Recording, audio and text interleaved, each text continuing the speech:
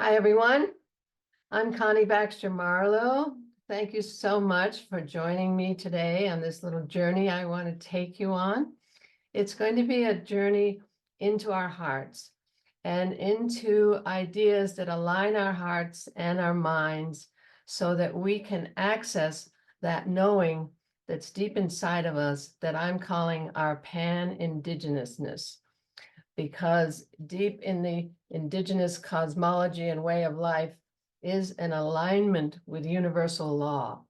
And since we're all indigenous to this earth, and we all are the human family that carry in our hearts this knowing, this process that I'm going to take you through is going to awaken us to that aspect of ourselves that's deep in our hearts, that it's time now for it to come forth and for us to align with in our actions. So I'm going to share screen and take you on this journey. And I'm just so happy you're here. So here I go.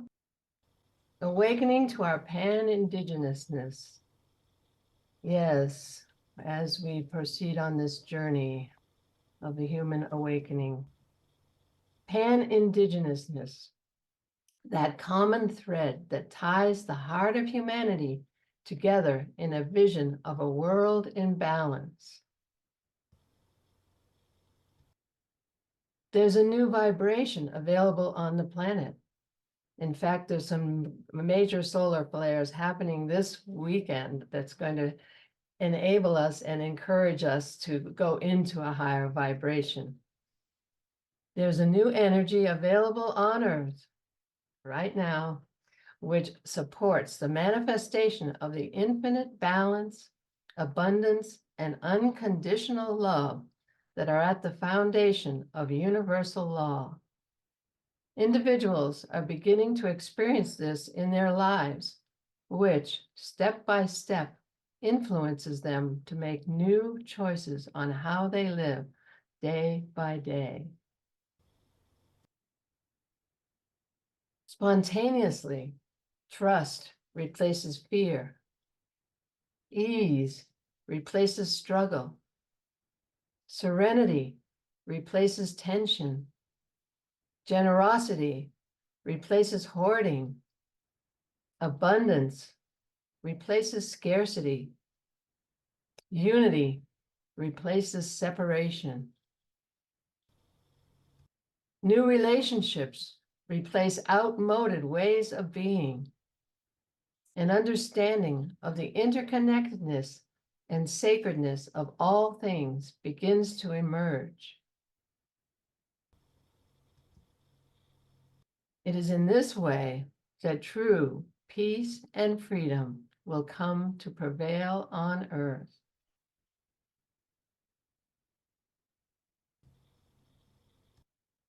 Leading edge science is reflecting this new energy and allowing the heart and the mind to align.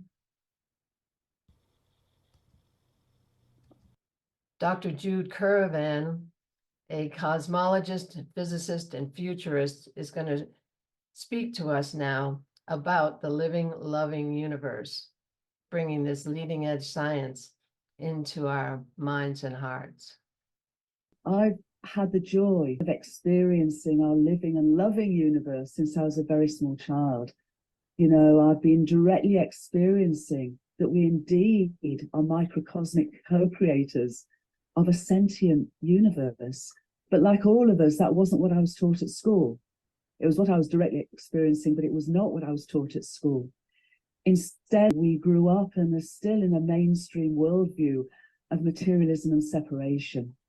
And where those paradoxes are just natural, and where the behaviors that come from that perception of separation are also natural. And yet, that worldview is now being turned on its head, literally on its head, by leading edge science across all scales of existence and numerous fields of research. And instead, what is being revealed is indeed a universe that meaningfully exists and purposefully evolves from simplicity to complexity and ever greater levels of individuated self-awareness and as a non-locally unified entity.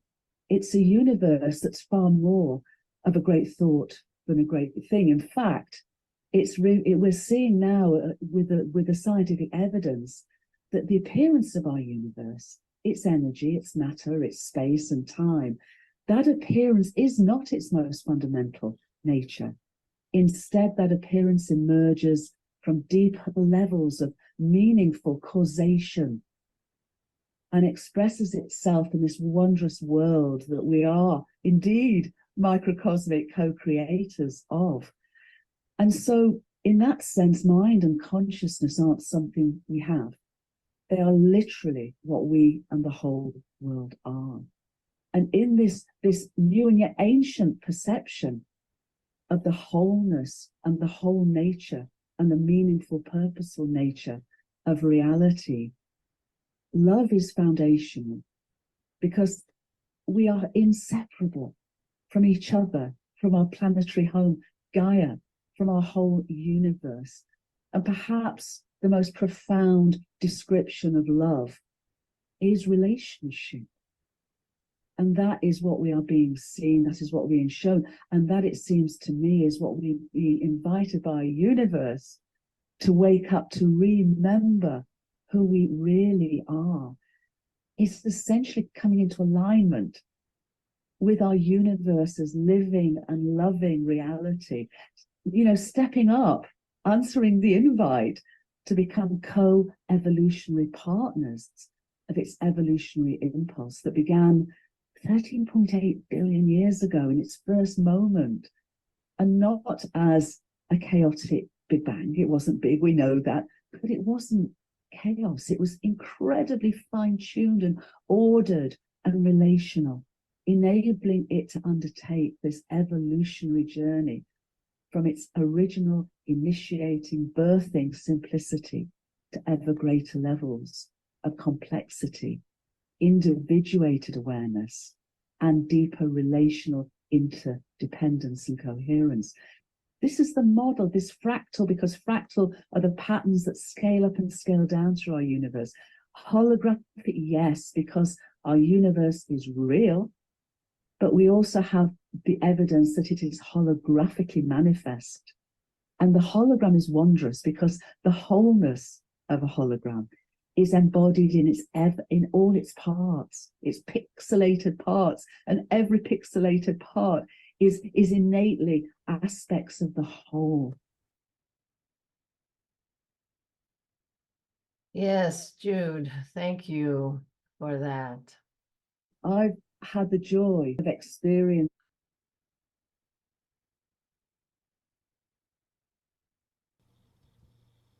Indeed, it's a holographic and fractal universe.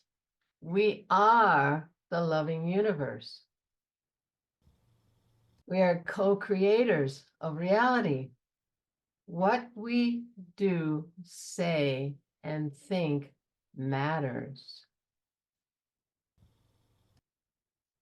All of creation is awaiting the opening of the human heart and the release of the love carried therein.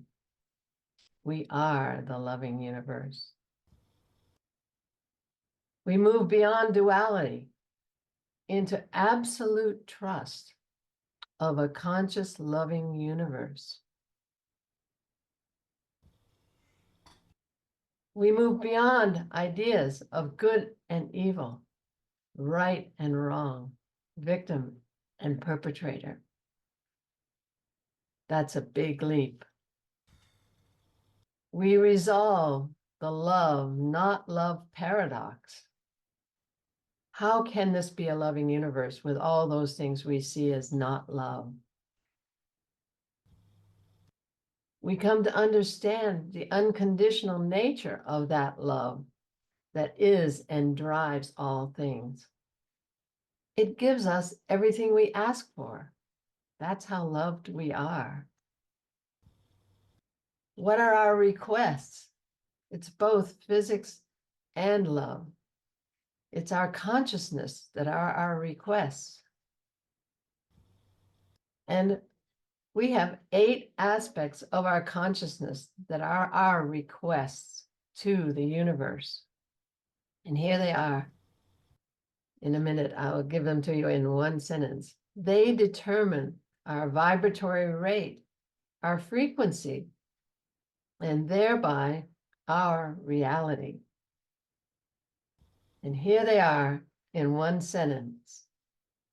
With expanded awareness and accurate assumptions, we choose our attitude, consciously direct our attention, attune to the universal energies, align with our highest inner promptings, take committed action, and allow the loving universe to manifest beyond our wildest dreams. Because we've shifted frequencies, and in the higher frequencies, the laws are expanded. We enter the trust frequency, where the laws are expanded, and there is more beauty, balance, joy, abundance, and freedom than we can fathom.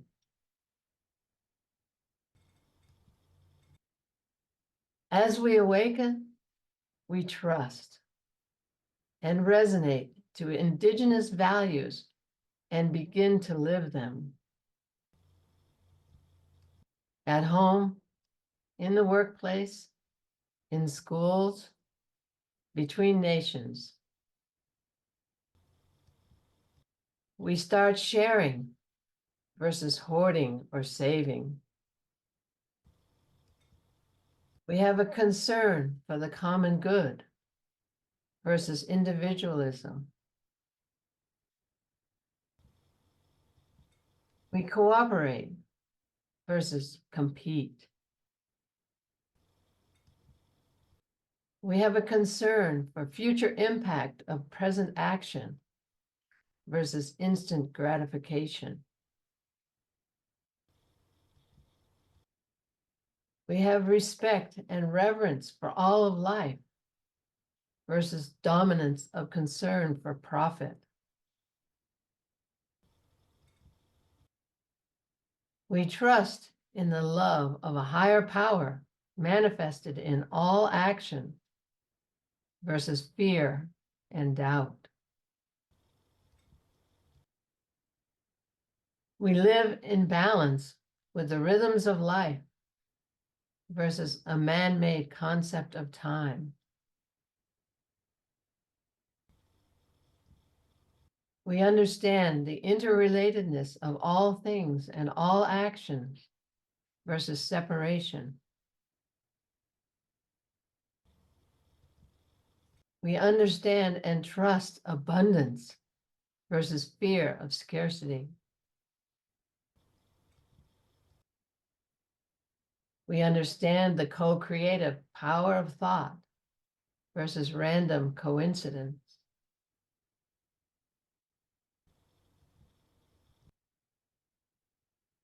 We incorporate the metaphysical into physical reality versus bound to the limits of physical reality. Relax. Relax.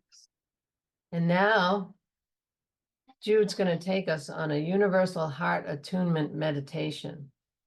So sit back and relax, as she says, and see where this meditation takes you. Close your eyes and gently focus your attention on your breathing. As you breathe out, feel that you're releasing anything in your life that no longer serves your awareness of wholeness and of love, of universal love. And as you breathe in, sense a renewal that flows through you, energizing and refreshing you and nurturing you. Continue to focus on the cycles of your breath, feeling yourself becoming more and more relaxed and at peace. Now sense that you're breathing in a thread of golden light, of loving light, that flows deep within the universal heart of the 8th chakra, between your heart and your throat. You might like to put one or both hands over this to just feel the resonance of what is flowing through you. And as the light flows within the universal heart, sense that a tiny sphere of light begins to form there, and then to grow and brighten with each breath, as it becomes a size that you naturally feel, intuitively feel, is now sense that you're breathing in a thread of golden light, of loving light, that flows deep within the universal heart of the 8th chakra, between your heart and your throat. You might like to put one or both hands over this to just feel the resonance of what is flowing through you. And as the light flows within the universal heart, sense that a tiny sphere of light begins to form there, and then to grow and brighten with each breath, as it becomes a size that you naturally feel, intuitively feel, is perfect for you at this time. As you continue to breathe into the universal heart, now send your attention and awareness downwards through your body to and through the Earth Star beneath your feet, deep and still deeper yet, until you sense that you are called to and then reached the heart of Gaia.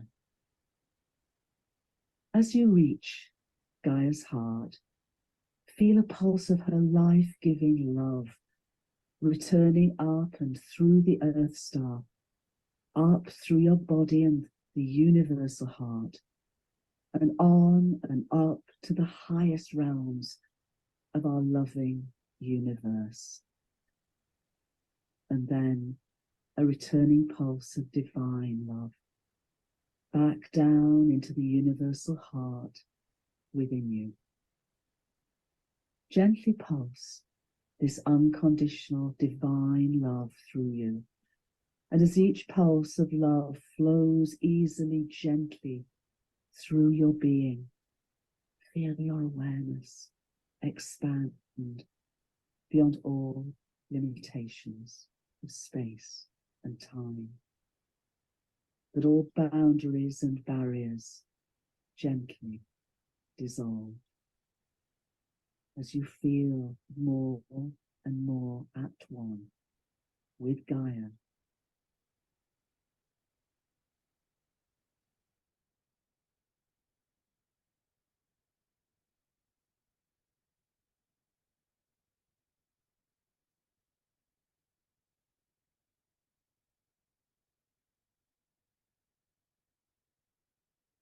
Relax.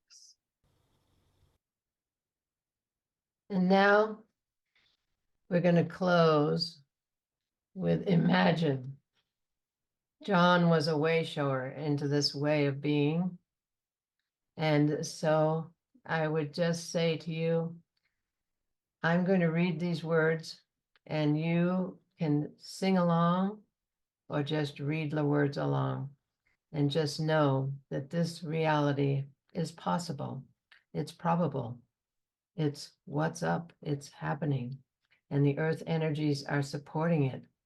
So just move into that knowing that's deep in your heart and allow new behaviors, new ways of seeing, new ways of being to unfold, because it's that action that is important in taking us to a higher level as we go inside and align with our hearts.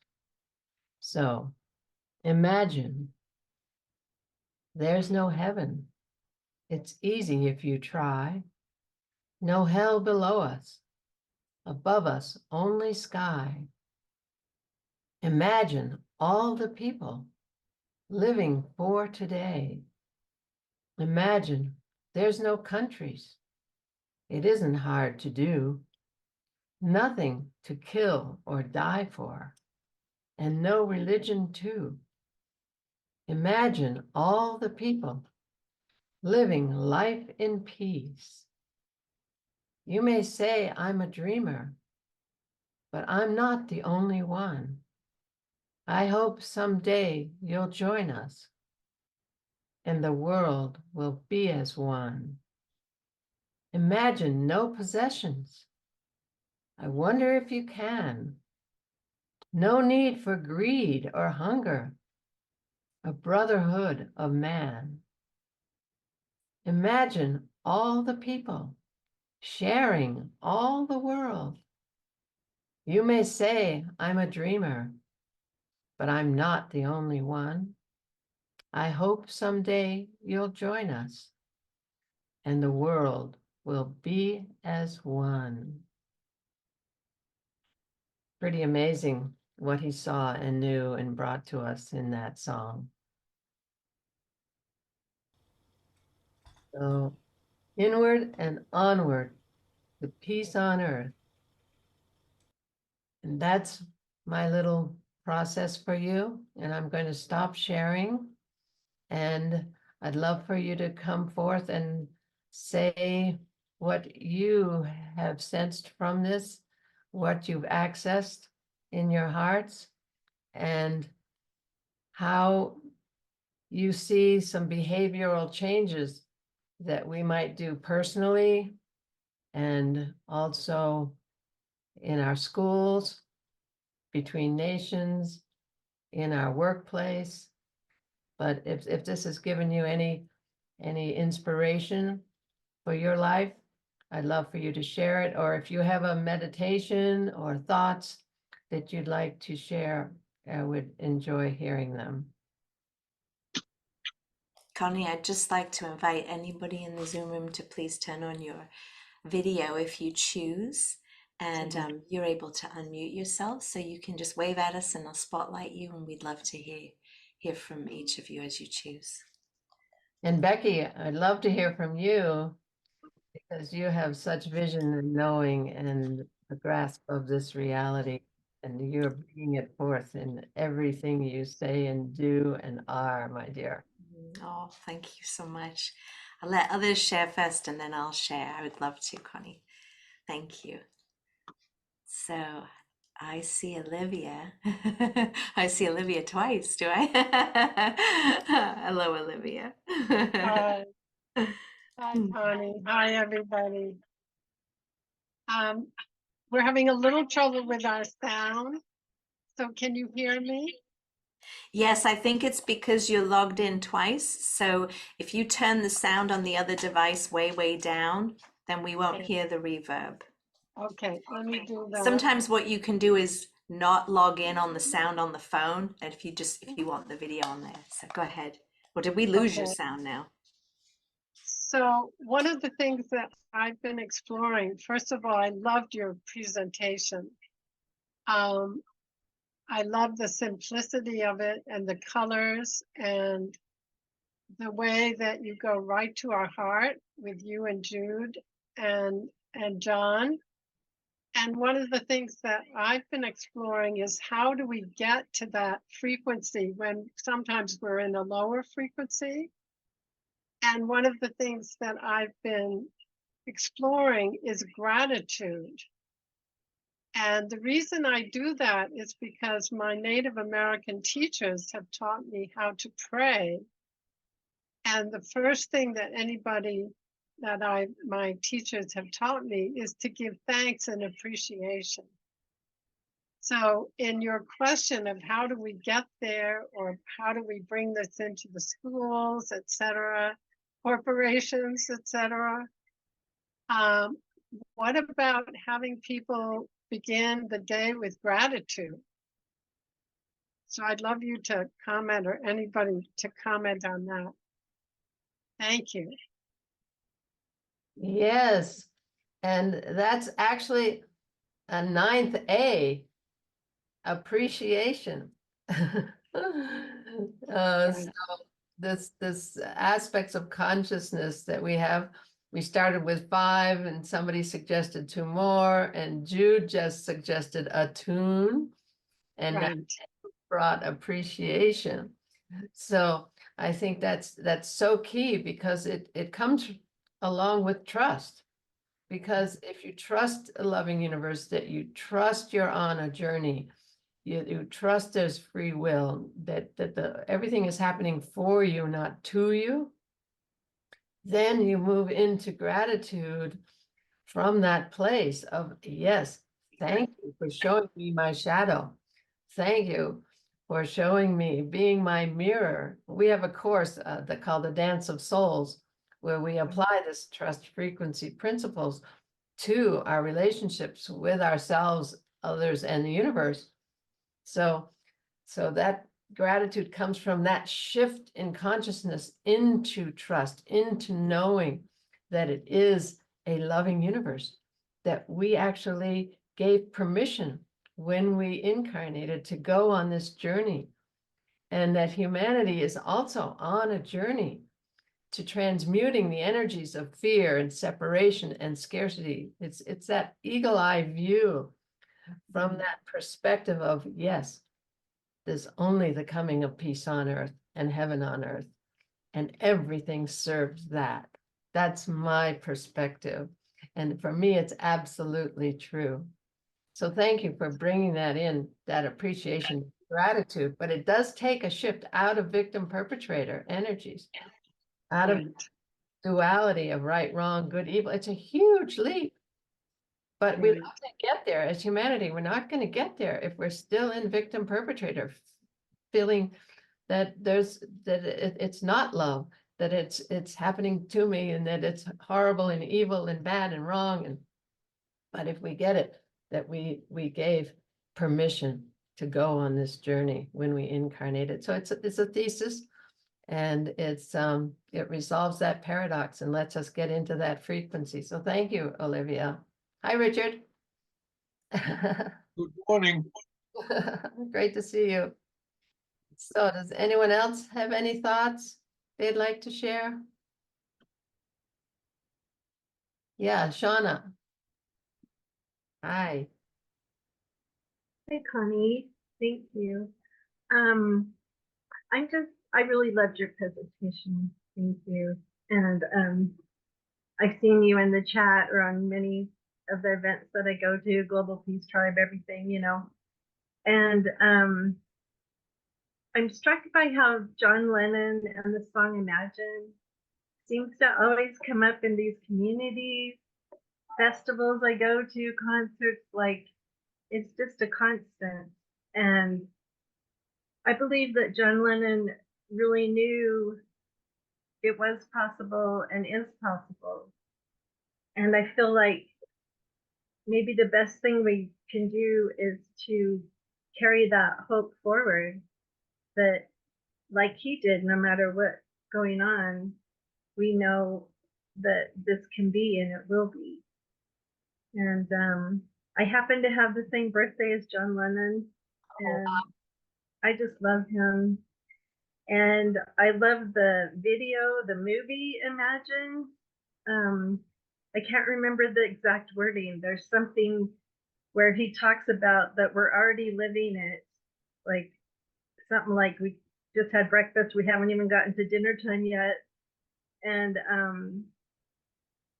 yeah, just to carry that hope wherever we go, to whoever. Thank you. Well, I would just say one thing, Shauna. A grandmother told me hope has a hole in it. That trust replaces hope in knowing that this is to be, rather than hoping it is to be. So I would just throw that out to everyone from that grandmother, because If we just go to that place in our knowing that John went to, he's taken us. Why has Imagine become so universally popular? Because it resonates to our hearts. And it resonates to that frequency where we're going. Everything serves it for us. Everything in the whole world, all the whole collective serves that. It doesn't look like it, but when you take that stance, that perspective, that eagle view in that knowing, then you feed the collective consciousness with that knowing, with that vibration, and it helps us, humanity, to get there. And that's our responsibility.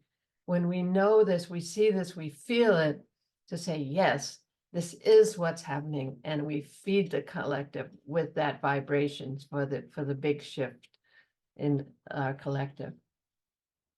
So who else would like to speak? Becky, you're going to share. Yay. Becky, this beautiful being. I have to unmute myself. Thank you. I am struck by how we as humans want to see what we do creates the reaction. Like we want to see that I did this and this other thing happened. And I jumped in now because the song Imagine is an example of this. So a few years ago, I saw a documentary about Yoko and John. And Yoko actually wrote many of the lyrics. And while it came through John, and they'd been together for a few years, and bless Yoko, incredible peace builder on us, she's 90 now. And so she has lived seeing this song that she was very much part of become, absolutely an anthem for what we're doing. And I wonder how she feels because, we have egos and we try to transcend them. And the reason why I bring that in is because many times what we're doing in Zoom rooms, we don't see the impact that we have of what we're doing. And yet we can feel it collectively in that and trusting. And so I just wanted to honor Yoko Ono as well as John Lennon, the quieter story, because in all that we're doing, there is a quieter story and there is such power, regardless of where credit falls. We are doing this now. It is happening now. We are amplifying love, and I'm really grateful. Thank you so much for your sharing today, Connie. A really beautiful presentation. And so I'll pass the sharing feather. I would love everyone to know that Becky embodies this way of being. She lives in the gift economy. She doesn't charge for what she does. She relies on our gifts. And Andrew and I live that way as well. We trust the abundant universe. Let me tell you one other thing. It's so important to have good receivers. For the abundant universe to work, one has to be a good receiver. Giving and receiving are both equally as important for this abundant universe, for this sharing of abundance to take place. It has to have good receivers. So just wanted to say that I honor Becky for that and for all she gives to the world through this work with the convergences. And we couldn't be doing this without her. Thank you, Connie. Thank you. It is really hard I'm starting to call it sharing economy now. And we're actually writing a book about it because everybody wants to know how do we change our relationship with money when monetization is king, right? I don't believe money makes the world go round. I believe community is the greatest currency of all. And so when we give, we need to invite reciprocity, but be detached from what comes because you never know the currency that will come back to you. And so our culture still is well, I think is evolving from that transactional aspect of money. And for me personally, I've been consciously experimenting, is what I call it, in sharing economy, offering work, detaching, inviting support, detaching from it, and it's incredible. It's so beautiful. So thank you for sharing that, Connie, and for for all that you and Andrew do in the same way. Trusting, detaching from the outcome, and just trusting and doing and loving. 'Cause I never want to tell the universe what my time is worth, because it's priceless, because we came here to give our gifts and receive more than we can fathom. And when we trust that in the native way, this is where I learned this, from the native way of the giveaway. You give away, and you get back 7 times what you've given away. And just with the native way, and you don't own anything. If someone says, "Oh, I like your earrings," which in fact this happened over a year ago with Olivia Cheever.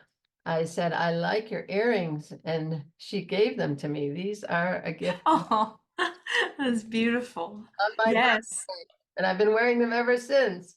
So that's the native way, because you don't have possessions. You are a caretaker of those earrings until someone says, "Oh, it's my turn," and you're like, That's so beautiful. I'm terrible at remembering who said this, but you never truly own something until you give it away. "Yeah, That beautiful quote. And we hang on so tightly to things sometimes. Why can't we remember them more when we freely let go of them? It's beautiful, Connie. no possessions." Right, exactly. Yes. So anyone else like to share? Yes, Kate. Wonderful. I'm sorry I'm late. I'm technologically challenged. Um, First of all, I wanted to thank you so much for I don't know if you wrote it, but I think you did, the Pan-Indigenousness. That is really a very complete description of, of the world that we're hoping to have. Trusting. And that's the world that I have recently been introduced to. It's the world of the Envision Festival, for example. Becky was talking about festivals. Um, my son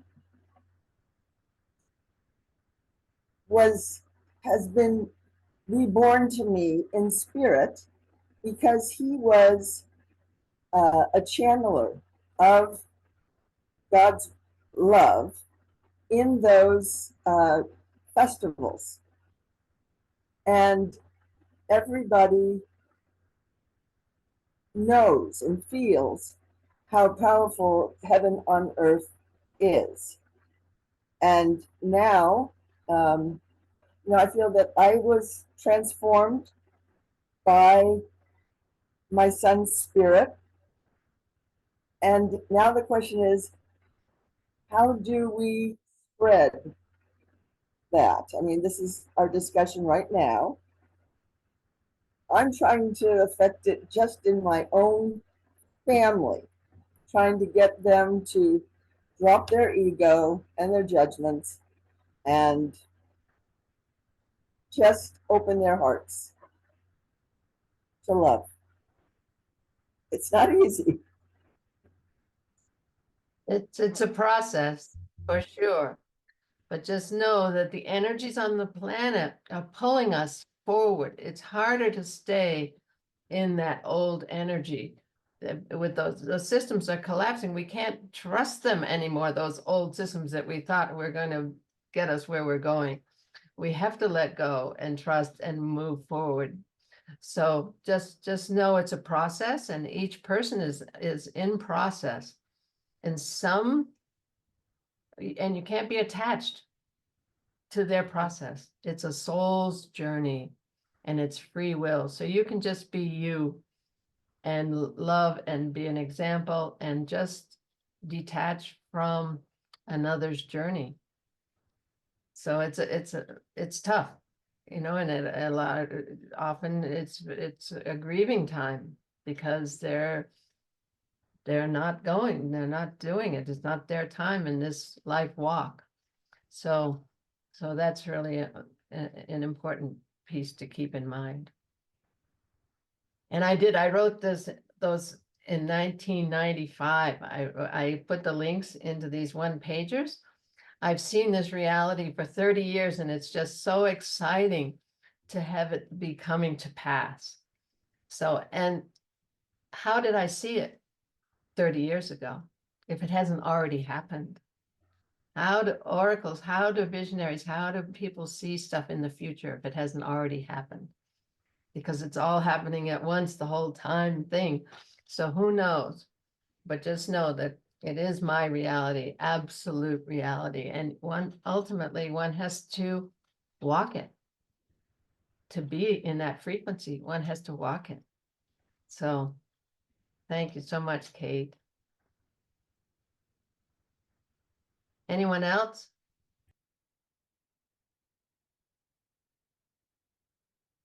Ursula, how about you, girl? Wonderful to see you here.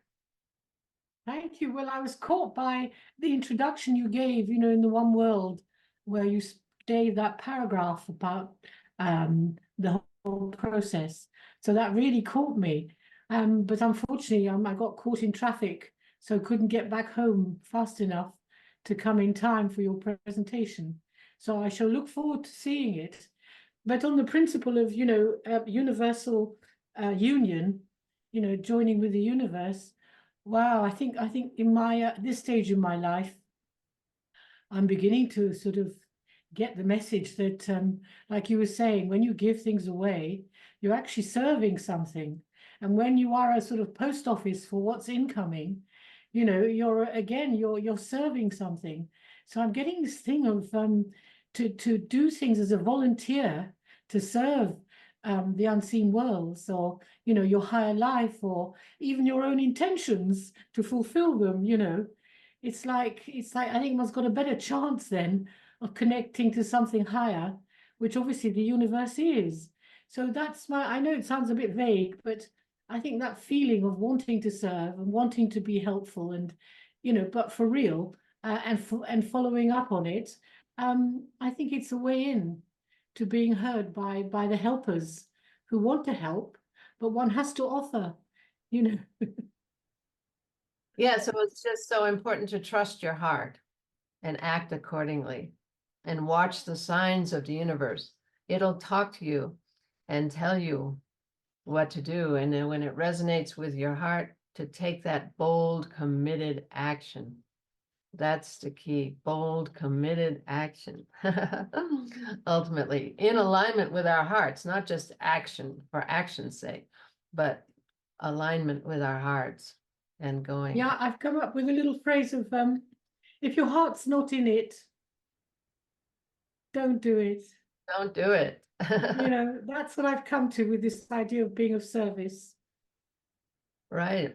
And I always taught my children, serve yourself first, and the world will come into balance around you.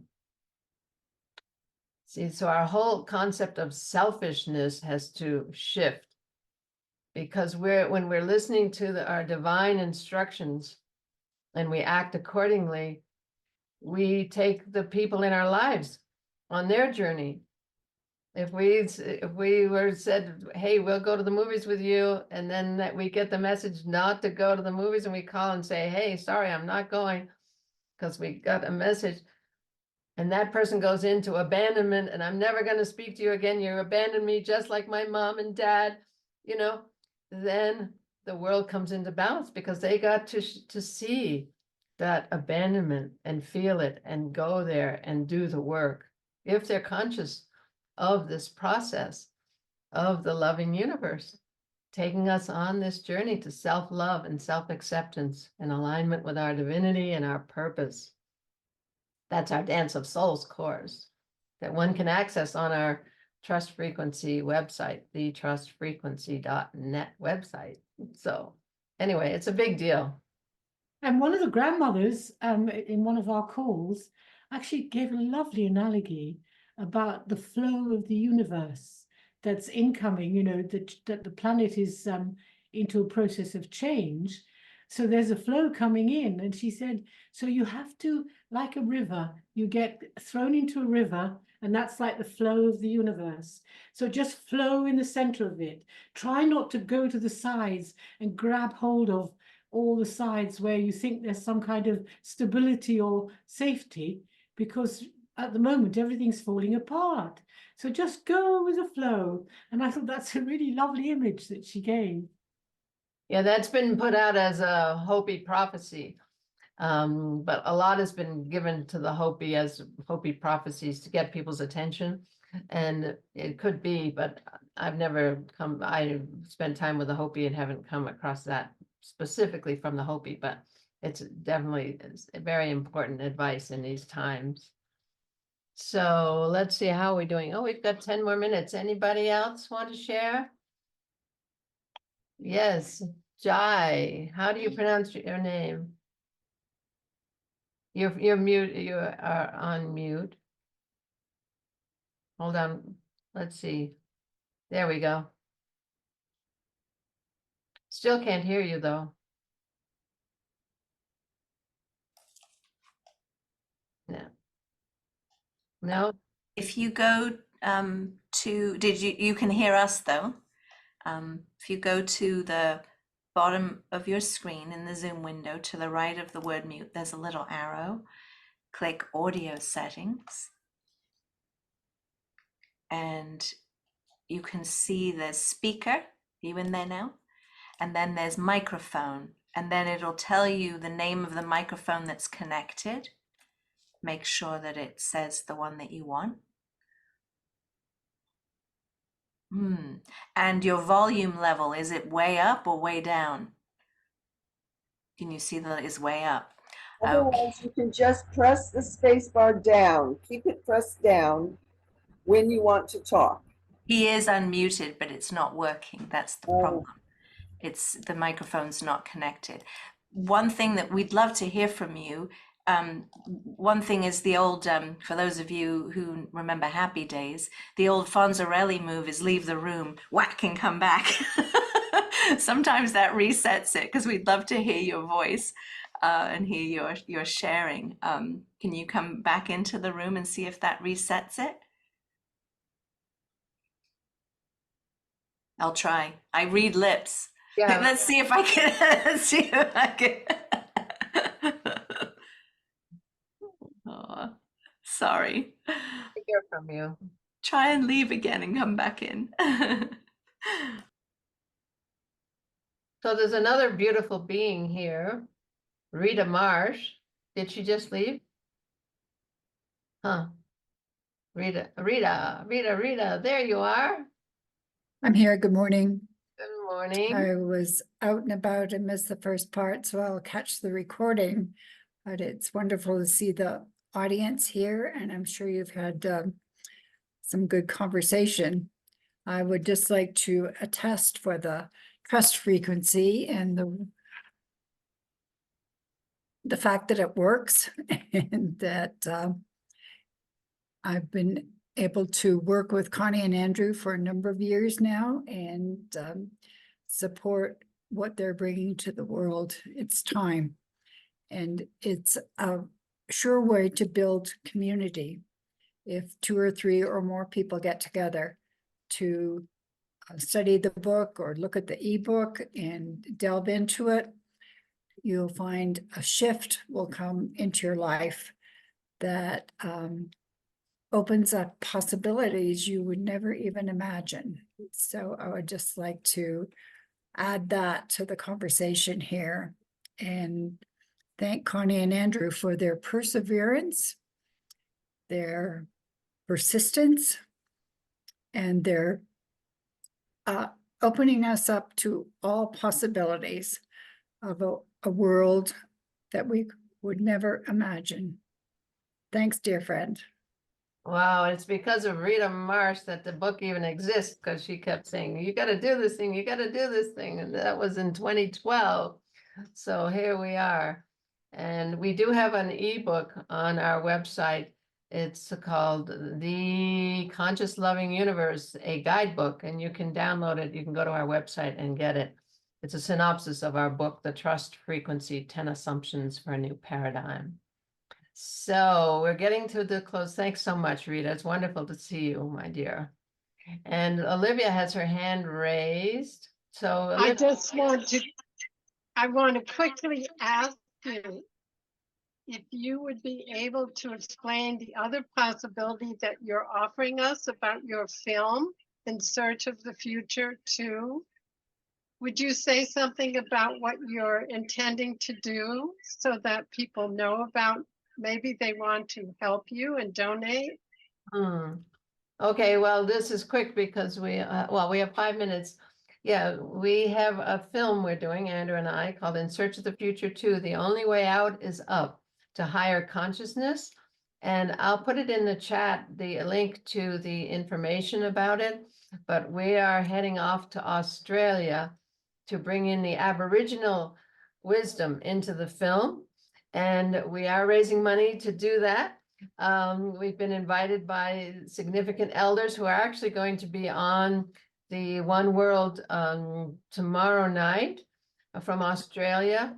I highly recommend that you come on One World tomorrow night at 9 to 11 p.m. Eastern Time with Dan Atkins.